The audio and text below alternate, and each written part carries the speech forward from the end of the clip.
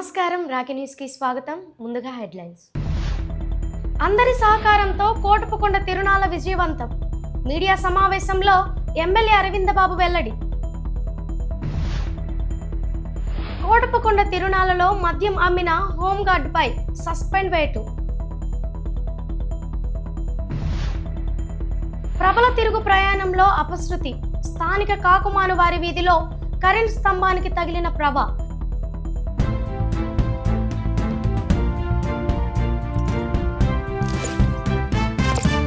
ఫిబ్రవరి 21న వినుకొండలో జరగనున్న స్వచ్ఛాంధ్ర స్వర్ణాంధ్ర కార్యక్రమంలో సీఎం చంద్రబాబు పాల్గొననున్నారు.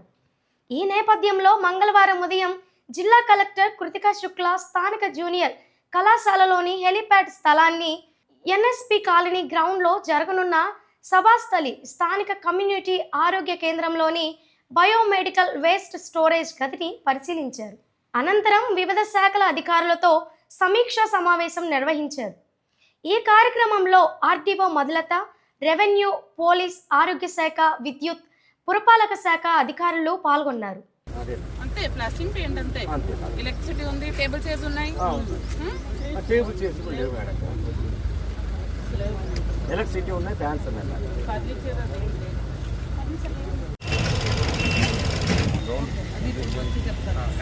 ఈ మధ్యలో బిల్డింగ్ ఏం చేశారు? ఇలా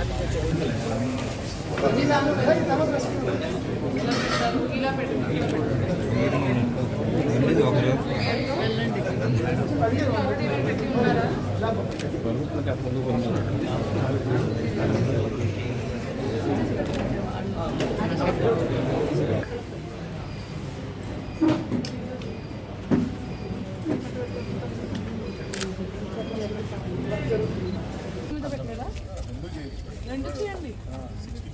ఇప్పుడు చేశారు మరి జీరో వేస్ట్ ఎనర్జీ చేసి జీరో ఎనర్జీ చిత్తూరులో మొన్న జనవరి వెళ్ళారు సీఎం గారు, అక్కడ చేశారు.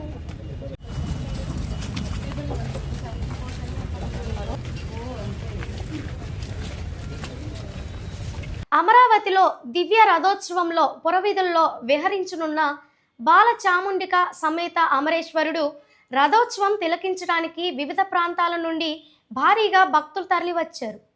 స్పీకర్ రఘురామకృష్ణరాజు, స్థానిక ఎమ్మెల్యే భాష్యం ప్రవీణ్, గురజాల జగన్మోహన్ రావు, జూలకంటి బ్రహ్మారెడ్డి, పులివర్తి నాని దివ్య రథోత్సవాన్ని ప్రారంభించారు. అసెంబ్లీలో గడమెత్తారు.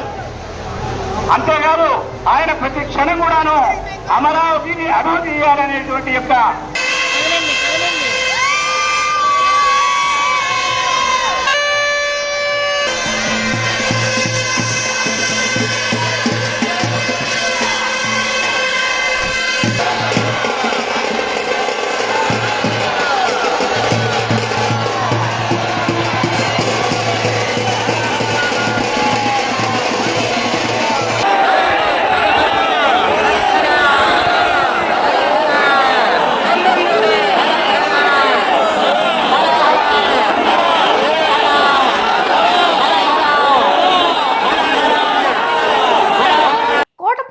మద్యం అమ్మిన హోంగార్డ్ కోటిని ఉన్నతాధికారులు సస్పెండ్ చేశారు.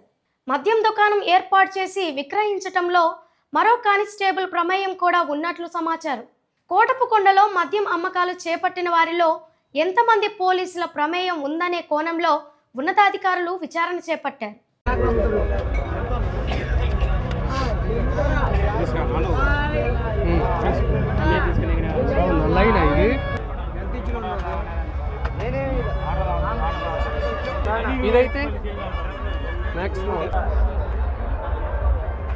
రాష్ట్ర పండుగగా గుర్తింపు పొందిన ప్రముఖ శైవ క్షేత్రమైన కోటపుకొండ తిరునాళ్ల అందరి సహకారంతో విజయవంతం చేశామని ఎమ్మెల్యే అరవిందబాబు తెలిపారు.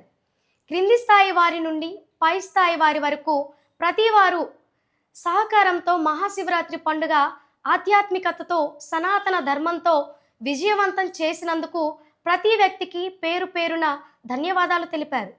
ఈ శివరాత్రి పండుగను అందరూ కూడా కలిసికట్టుగా పనిచేసి మరి రాజకీయ నాయకులు, అధికారులు, మినిస్టర్లు, అదేవిధంగా ఉమ్మడి కూటమి నాయకులు, కార్యకర్తలు, మహాశక్తి మహిళలు, వీర మహిళలు అందరూ కూడా వారం లేదు వీరం లేదు పారిశుద్ధ్య కార్మికుల దగ్గర నుంచి ఆరోగ్య సిబ్బంది దగ్గర నుంచి ప్రతి అధికారి క్లాస్ 4 ఎంప్లాయీస్ అందరూ కూడా ఈ కార్యక్రమాన్ని విజయవంతం చేసినందుకు అందరికీ ధన్యవాదాలు తెలియజేస్తున్నాము.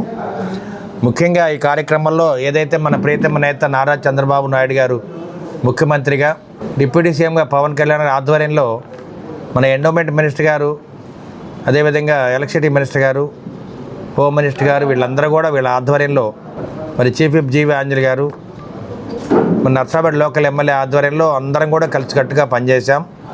ముఖ్యంగా కలెక్టర్ గారు, ఎస్పీ గారు, మరి పోలీస్ అధికారులు, పోలీస్ సిబ్బంది అంతా కూడా మరి ఎన్ఎస్పీ అధికారులు, ఆర్ఎండ్బి వాళ్ళు కానీ మరి మున్సిపల్ అధికారులు అందరూ కూడా కలిసికట్టుగా పనిచేసి మహాశివరాత్రిని ఘన విజయం సాధించినందుకు చంద్రబాబు నాయుడు గారు ఆశించినట్టుగా ఎక్కడ కూడా ఎటువంటి అవాంఛనీయమైన సంఘటన జరగకుండా ఈ కార్యక్రమాన్ని మనం పూర్తి చేయగలిగాము. మరి ఈ కార్యక్రమం ముఖ్యంగా మీడియా పాత్ర చాలా ఎక్కువ ఉంది. ఎందుకంటే ఇంతకుముందు లాగా విఐపి పాసులు లేకుండా ఆన్లైన్ స్లాట్ టోకెన్స్ ఇవ్వడం జరిగింది. ఇటువంటి కార్యక్రమాల్లో భక్తులు కూడా చాలా శరవేగంతో మరి కోటప్పకొండ స్వామివారి దర్శనం చేసుకోవడం జరిగింది. మరి ఇటువంటి కార్యక్రమాల్లో ఆర్టీసీ వాళ్ళు కూడా ఎంతో అండగా నిలబడటం జరిగింది. ముఖ్యంగా కొండ చుట్టూ ప్రాంతాల్లో ఉన్న గ్రామస్తులందరూ కూడా ఈ కార్యక్రమాన్ని విజయవంతం చేయడానికి, ఎక్కడ కూడా అవాంఛనీయమైన సంఘటనలు జరగడానికి లేని విధంగా ఈ కార్యక్రమం ఏర్పాటు చేయడం జరిగింది. దాదాపు భక్తులు మన ఇంటెలిజెన్స్ రిపోర్ట్ ప్రకారంగా, ఐఎన్పిఆర్ రిపోర్ట్ ప్రకారం 27 లక్షల మంది భక్తులు మరి కొండ ప్రాంతం మరి స్వామివారి పాదాల దగ్గర రావడం జరిగింది. అదేవిధంగా కొండ మీద స్వామివారి దర్శనానికి దాదాపు 2,20,000 మంది ఈసారి దర్శనం చేసుకోవడం జరిగింది. అదేవిధంగా మన కోటకొండ స్వామివారి ఆదాయం కూడా ఈసారి అనూహ్యంగా పెరగడం జరిగింది. ఇంతకుముందు కంటే కూడా 30 లక్షల మంది 30% ఎక్కువ ఆదాయం రావడం జరిగింది. భక్తులు కూడా 30% ఎక్కువ మంది మరి కొండ ప్రాంతానికి రావడం జరిగింది. దాదాపు ఆర్టీసీ బస్సులే 636 బస్సులు మరి దర్శనానికి పెట్టడం జరిగింది. విపరీతమైన జనం, ఇసుక వెళ్తే రాలని జనం అంతమంది రావడం జరిగింది. ఇది ఒక అదృష్టంగా భావిస్తూ ఏదైతే చంద్రబాబు నాయుడు గారు మరి కోటప్పకొండని మరి టెంపుల్ టూరిజంగా మారుద్దామని కోరుకుంటున్నారో ఆ కార్యక్రమాన్ని తప్పనిసరిగా నెరవేర్చడానికి సీఎం గారు ఉన్నారు అండగా మనకి.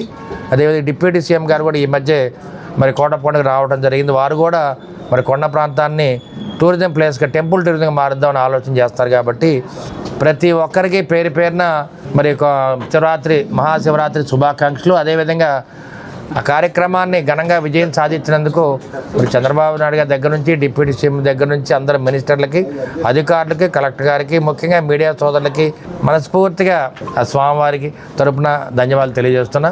మీ ఎమ్మెల్యే చదలవాడ అరవింద్ బాబు. నరసరావుపేటలోని కాకుమాని వారి వీధిలో ప్రభ కోటప్పకొండ నుండి తిరిగి వస్తున్న సమయంలో ప్రమాదశాత్తు కరెంటు స్తంభానికి తగిలింది. పక్కనే ఉన్న విద్యుత్ స్తంభం క్రింద పడటంతో ప్రభను తిలకించేందుకు వచ్చిన బాలుని తలకి గాయాలతో పాటు మరో యువకునికి కాలుకి గాయాలయ్యాయి. విద్యుత్ వైర్లు ఉండటంతో చిన్నారులను కాపాడేందుకు ఎవరు ముందుకు రాకపోవడంతో సాహసం చేసి కాపాడి హాస్పిటల్కి నరసరావుపేట 2వ పట్టణ సిఐ పి ప్రభాకర్ తరలించారు. సిఐ తన మనవడిని ప్రాణాపాయం నుండి కాపాడాడని క్షతగాత్రుని బంధువు సిఐకి కృతజ్ఞతలు తెలిపారు. విద్యుత్ శాఖ నిర్లక్ష్యం వల్లనే ఈ ఘటన జరిగిందని స్థానికులు నిరసనకు దిగారు.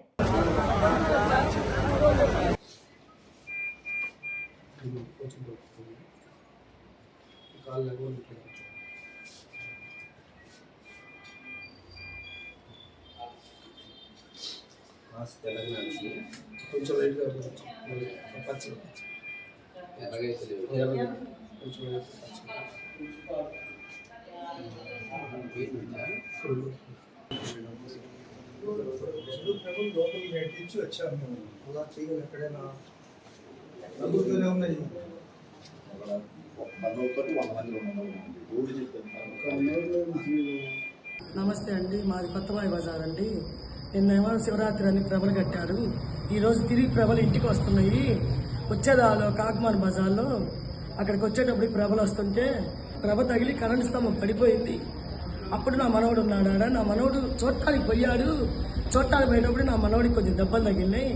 పోలీసులు వచ్చి కాపాడి 2 టౌన్ సిఐ గారు వచ్చి నా మనవాడిని కరెక్ట్ టయానికి హాస్పిటల్ తీసుకొచ్చి అక్కడ పిల్లాడు మా అబ్బాయి కూడా కలిసి, తేజ అనే అబ్బాయి, మా వాళ్ళ అబ్బాయి కలిసి తీసుకొని వచ్చి కరెక్ట్ టయానికి పోలీస్ స్టేషన్ తీసుకొచ్చి పోలీసులు పోలీస్ స్టేషన్కి పోలీసులు అందరూ రాము, ఈ తిరుమల ఏంది ఇంకా ఇద్దరు పేర్లు నాకు తెలియదండి. వీళ్ళందరూ కలిసి ఏంది మదర్ తెరీసా ఆసుపత్రికి సమయానికి తీసుకొచ్చి నా మనవడు ప్రాణం కాపాడారండి. సిఐ గారి దండం వెంట ఆ టయాన్ని కాపాడాడు, దేవుళ్ళ కాపాడారయ్యా. పోలీసులు తేజ కూడా కాపాడాడు అన్న మనవాడిని, కరెక్ట్ టయాన్ని తెచ్చాడు నా పిల్లగాడిని. నంబర్ బజారు, కొత్త బజారు, కొండలరావుపేట నుంచి 10 మేదర బజారు అన్ని కలిపి 10 ప్రభలు పోతాయి. 10 ప్రభలు పోవటం వల్ల ఈ కరెంటు వైరు తేడా ఉందని చెప్పని ఆల్రెడీ కరెంట్ ఆఫీస్ వాళ్ళకి ఇంటిమేషన్ ఇచ్చాం. ఇస్తే కరెంట్ ఆఫీస్ వాళ్ళు రెస్పాన్స్ కావాలి. పోయేటప్పుడు అన్ని ప్రభలు బాగానే పోయినాయి. ఇప్పుడు వచ్చేటప్పటికి ఊరక తగిలింది కూడా ఏమీ లేదు. ఊరక తగలంగానే మా స్తంభం ఇరిగిపోయింది. ఈ స్తంభం ఇరిగిపోయింది కాక మా గొంతుల స్తంభాలు కూడా కంప్లైంట్ పెట్టాం. కంప్లైంట్ ఏది రెస్పాన్స్ లేదు. దానికని మేము ఇప్పుడు ఈ రోజు ఒక పిల్లగాడి కాలు ఇరిగిపోయింది, ఓ పిల్లగాడికి తలకాయ పగిలింది. ఇద్దరే సీరియస్ గా ఉంది, ఏ ఇబ్బంది లేదు. ఇప్పుడు ఆ స్తంభం ఎందుకు ఇరిగిపడిందండి? ఆ స్తంభం ఎందుకు ఇరిగిపడింది? స్తంభం ప్రభ తగిలిందని చెప్పాలంటారు. ఆల్రెడీ స్తంభం ప్రాబ్లం ఉందని చెప్పాం మేము. చూడండి, మీరు ఎదురు స్తంభం ఉంది చూడండి, అక్కడ స్తంభం ఉంది. ఆ స్తంభానికి ఈ స్తంభానికి కలిపి అట్లనే వేస్తే మా ప్రభలు మొత్తం ఇటే కదా పోయేది, ప్రాబ్లం గా ఉంటుంది, మార్చండి అని చెప్పి కరెంట్ ఆఫీసర్కి ఇంటిమేషన్ ఇచ్చాం. ఇచ్చినా కానీ వాళ్ళు రెస్పాన్స్ కదా. ఇప్పుడు మీరు ఎందుకు ధర్నా చేస్తున్నారు? ధర్నాకి ఏంటంటే ఆ స్తంభం పడిపోయి పిల్లగాడికి ఒకటి కాలు ఇరిగిపోయింది, ఒక పిల్లగాడికి సీరియస్ గా ఉంది. దానికోసమే మేము ధర్నా చేస్తాం. అది ఓకే, దానికి స్తంభం ఇరిగిన దానికి ఇది ఇప్పుడు దానికంటే పిల్లలకి ప్రాబ్లం జరిగితే ఈ తిరణాలు మొత్తం ఈ గొంతులోనే జరిగేది. తిరణాలు శివరాత్రి తిరణాలంటే కోటప్ప కొండకి పోయే ప్రభలు మొత్తం 10 నుంచి 12 ప్రభలు ఈ గొంతుల నుంచి పోతాయి. కరెంట్ ఆఫీసర్లు చూసుకోవాల్సిన బాధ్యత లేదా? కరెంట్ ఆఫీస్ వాళ్ళ నిర్లక్ష్యం వల్ల జరిగిందంటారు. కరెంట్ ఆఫీసర్ల నిర్లక్ష్యం వల్లే జరిగింది. నకరకల్ల మండలం నరసింగపాడులో శ్రీ గంగా అన్నపూర్ణ సమేత కాశీ విశ్వేశ్వర స్వామి మరకతలింగ చంద్రమౌళీశ్వర వారి ఆలయం నందు తెల్లవారుజాము నుంచి భక్తులు క్యూ కట్టారు. ప్రత్యేక కార్యక్రమాలను అత్యంత వైభవంగా నిర్వహించారు. 11 ద్రవ్యములతో అభిషేకం నిర్వహించారు. మహిళా భక్తులచే కోలాట కార్యక్రమం భక్తులను ఆకట్టుకుంది. స్వామివారికి శాంతి కళ్యాణోత్సవం నిర్వహించిన అనంతరం స్వామివారికి అత్యంత వైభవంగా కోనేట్లో తెప్పోత్సవం నిర్వహించారు. భక్తులకు అన్నదాన వితరణ చేశారు.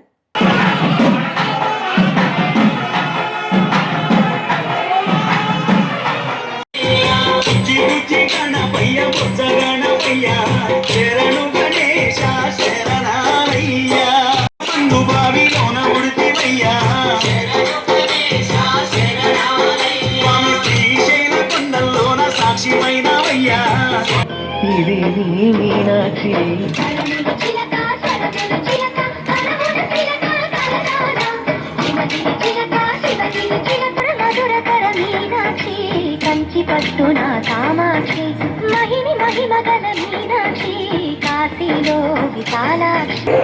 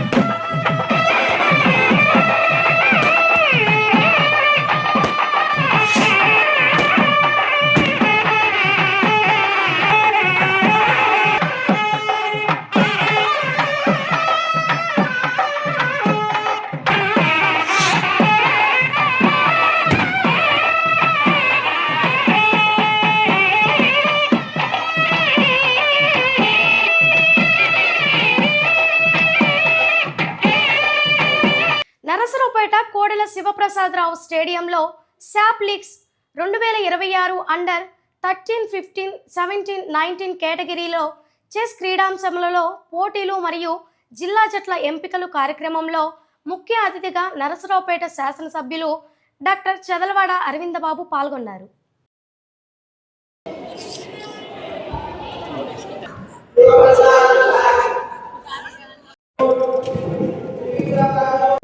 ఆంధ్రప్రదేశ్ మన ప్రీతం నేత నారా చంద్రబాబు నాయుడు గారు ముఖ్యమంత్రిగా, మరి డిప్యూటీ సీఎం పవన్ కళ్యాణ్ ఆధ్వర్యంలో, మన స్పోర్ట్స్ మినిస్టర్ రాంప్రసాద్ రెడ్డి గారి ఆధ్వర్యంలో మరి జిల్లా చెస్ పోటీలు జరుగుతున్నాయి. దీనికి డిస్ట్రిక్ట్ అథారిటీ మన నరసింహారెడ్డి గారి ఆధ్వర్యంలో ఈ కార్యక్రమాన్ని ఏర్పాటు చేయడం జరిగింది.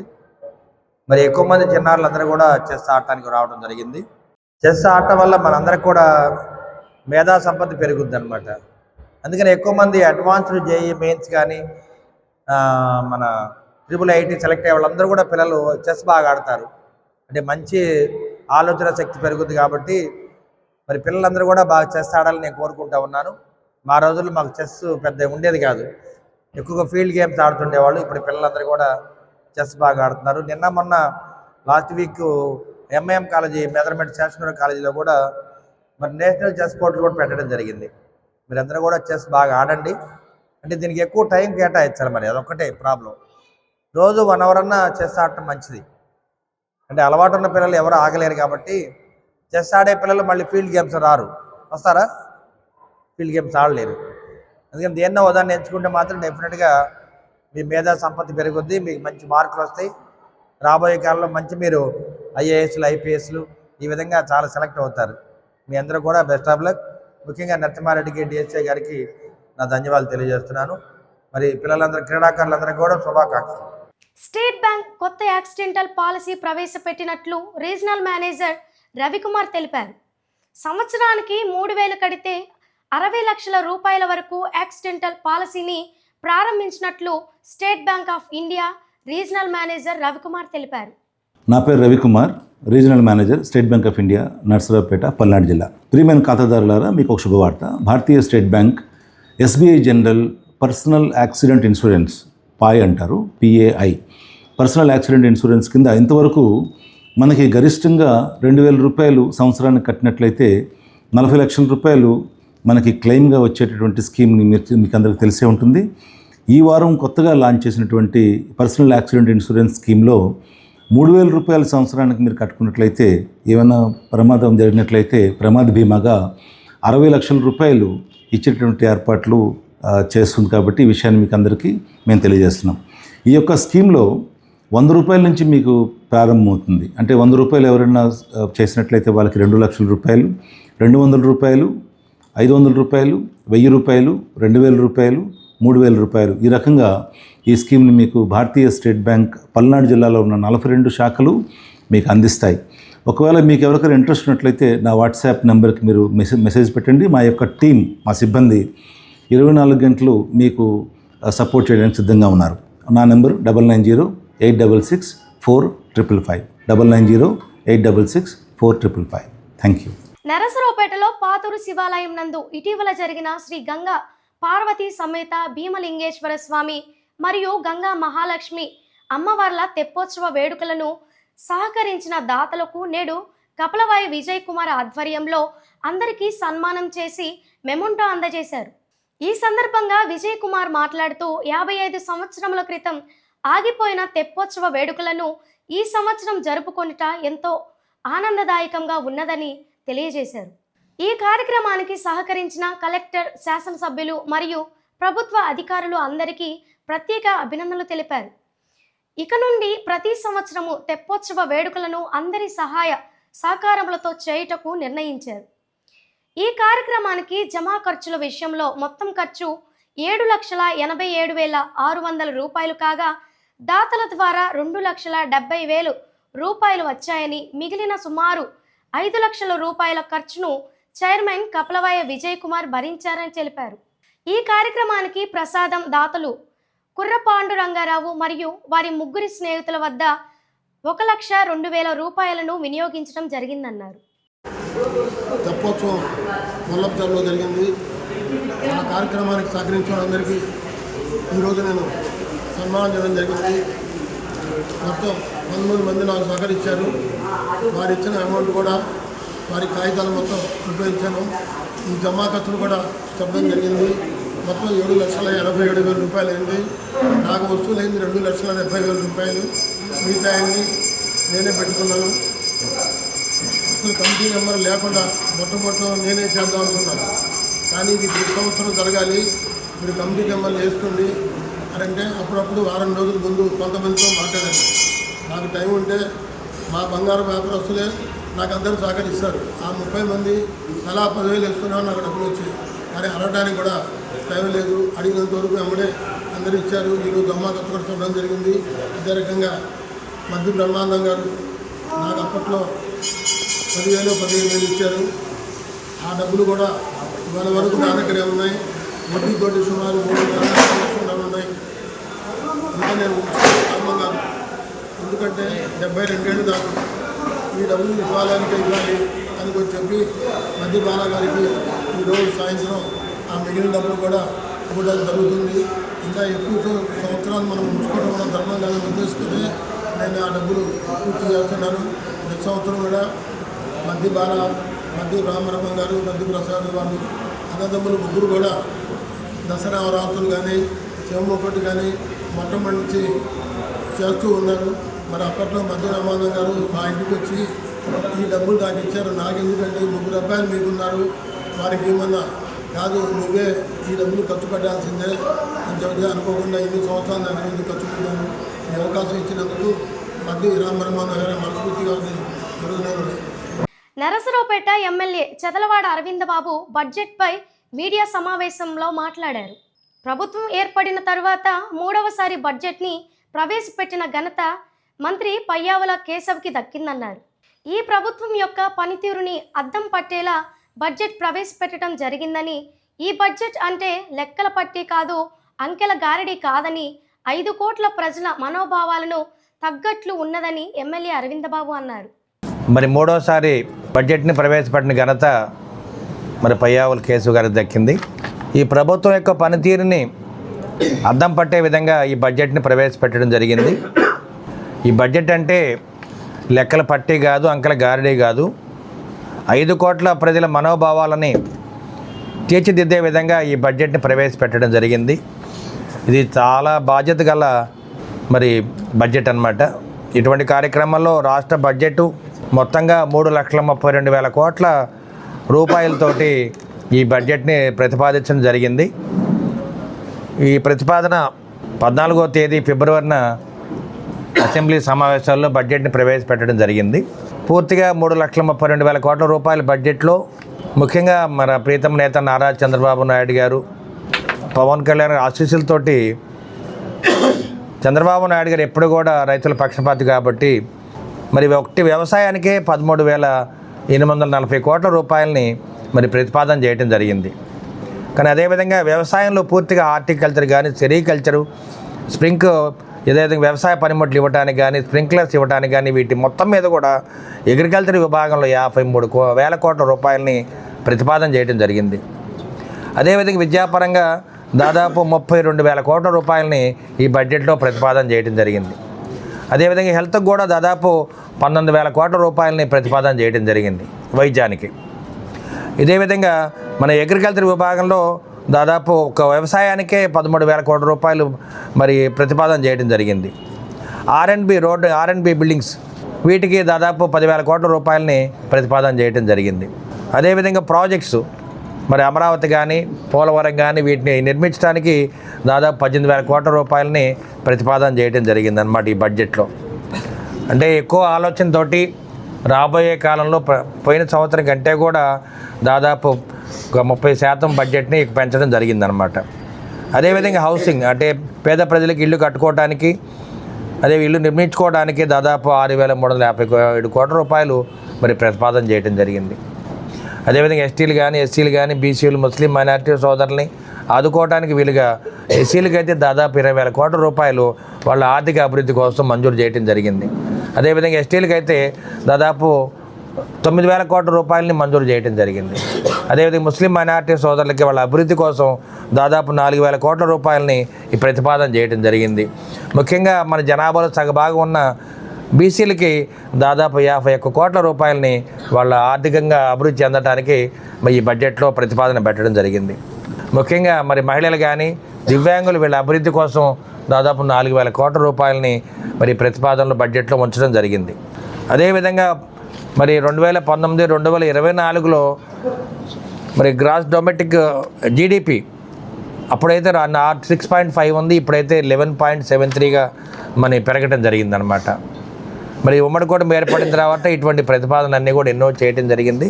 అదేవిధంగా అమరావతి రాజధాని నిర్మించుకోవడానికి దాదాపు 6,000 కోట్ల రూపాయలు ఈ బడ్జెట్లో ప్రవేశపెట్టడం జరిగింది. అదేవిధంగా నదుల అనుసంధానం కానీ మరి స్టేట్ హైవేస్ కానీ నేషనల్ హైవేస్ కలపడానికి వీటన్నిటి మీద కూడా దాదాపు 9,000 కోట్ల రూపాయలని ఈ బడ్జెట్ ప్రతిపాదన చేయడం జరిగింది. ముఖ్యంగా పోలీస్ శాఖ అభివృద్ధి కోసం దాదాపు 1,000 కోట్ల రూపాయలను మంజూరు చేయడం జరిగింది. దాదాపు 1000 కొత్త వాహనాలు కూడా కొనుగోలు చేసి మరి గంజాయి గానికి గుట్టపాయి వీటి మీద ఈగల్ని ఏర్పాటు చేయడం జరిగింది. ఈగిల్ దీనికి కూడా దాదాపు 1,000 కోట్ల రూపాయలు మంజూరు చేయడం జరిగింది. అదేవిధంగా ఇండస్ట్రీ డెవలప్మెంట్ కోసం దాదాపు 2,316 కోట్ల రూపాయలని ఈ బడ్జెట్లో ప్రతిపాదన చేయడం జరిగింది. అదేవిధంగా పౌర సరఫరా శాఖకు 8,820 కోట్లు మరి ఈ ప్రతిపాదనలో బడ్జెట్లో ప్రవేశపెట్టడం జరిగింది. అదేవిధంగా ఇన్ఫ్రాస్ట్రక్చర్ డెవలప్మెంట్ కోసం దాదాపు 1,283 కోట్ల రూపాయలు ప్రతిపాదన చేయడం జరిగిందనమాట. అదేవిధంగా గోదావరి పుష్కరాలు కోసం 60 కోట్ల రూపాయలని ఈ బడ్జెట్లో ప్రవేశపెట్టడం జరిగింది. ఈఎస్ఐ హాస్పిటల్స్ కానీ వీటిని డెవలప్మెంట్ కోసం దాదాపు 735 కోట్ల రూపాయలని మంజూరు చేయడం జరిగింది. అదేవిధంగా R&B అయితే దాదాపు 13,000 కోట్ల రూపాయలని మరి రోడ్లు నిర్మించుకోవడానికి మరి ఇంటర్కమ్ రోడ్లు కనెక్టింగ్ నేషనల్ హైవేస్ కానీ వీటికి స్టేట్ హైవేస్ డెవలప్మెంట్ కోసం వీటిని ప్రతిపాదన చేయడం జరిగింది. కాబట్టి మరి ఈ విధంగా పోయిన సంవత్సరం కంటే కూడా ఇది 3వసారి మనం బడ్జెట్ ప్రవేశపెట్టడం జరిగింది. మరి ప్రజల మనోభావాలకి అనుగుణంగా అన్ని వ్యవస్థలను బాగు చేసుకోవడానికి రైతులు బాగుండాలి, చదువుకునే బిడ్డలు బాగుండాలి, విద్యా వ్యవస్థ బాగుండాలి, అదేవిధంగా హౌసింగ్ ఇవన్నీ కూడా స్కీమ్స్ అన్నీ బాగుండాలి ఆలోచనతో మరి పయ్యావల కేశవ్ గారు ఈ 3వసారి బడ్జెట్ ప్రవేశపెట్టడం జరిగింది. తప్పనిసరిగా ఈ బడ్జెట్ పేద ప్రజల కోసం ఆంధ్ర రాష్ట్ర ప్రజల మనోభావాల కోసంగా ఈ బడ్జెట్ని ప్రవేశపెట్టడం జరిగింది. నా పేరు మడకా శివప్రసాదరావు, నర్సాపేట తెలుగుదేశం పార్టీ పట్నా బీసీసీఎల్ అధ్యక్షుడిని. నిన్న ఆంధ్రప్రదేశ్ ప్రభుత్వం 2026 ఆర్థిక సంవత్సరానికి గాను ఆర్థిక బడ్జెట్ని ప్రవేశపెట్టడం జరిగింది. ఈ ఆర్థిక బడ్జెట్లో బడుగు బలహీన వర్గాలకు పేద ప్రజలకు పెద్దపీట వేస్తూ ఈ బడ్జెట్లో ప్రవేశపెట్టడం జరిగింది. ఈ బడ్జెట్ని ఆర్థిక బడ్జెట్లో బీసీ సంక్షేమానికి 51,021 కోట్ల బడ్జెట్ను ప్రవేశపెట్టడం జరిగింది. ఇది అట్టడుగిన వర్గాలకు అదేవిధంగా ఆర్థికంగా వెనుకబడిన వర్గాలకు ఇది ఈ సంక్షేమ పథకం అనేది చేయూతనిస్తుంది.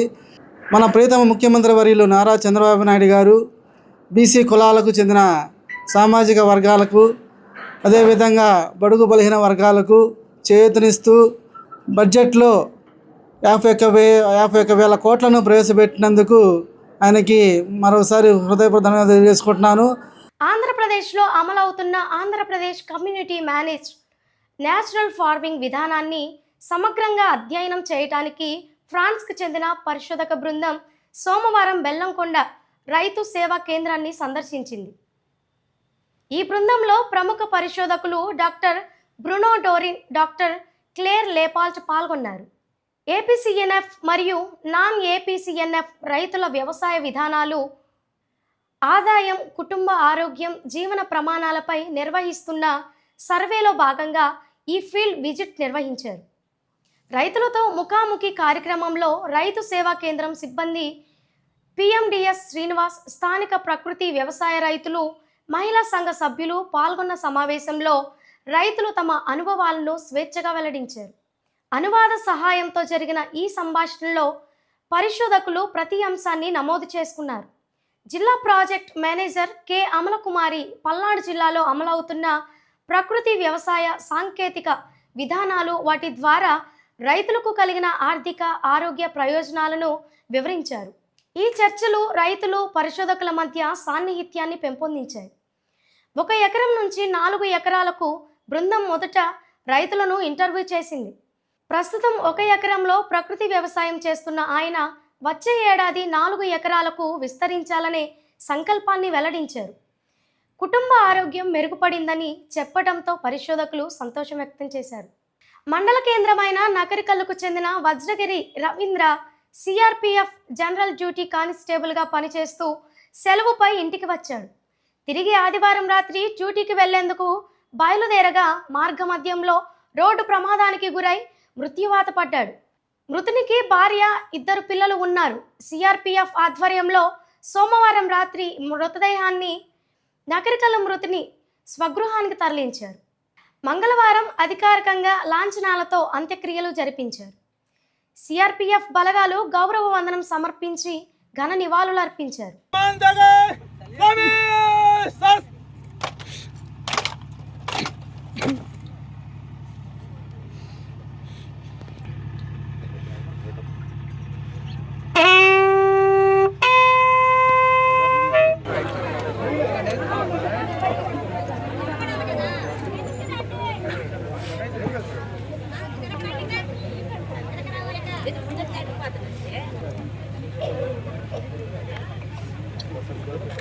సిఆర్పి చలో జై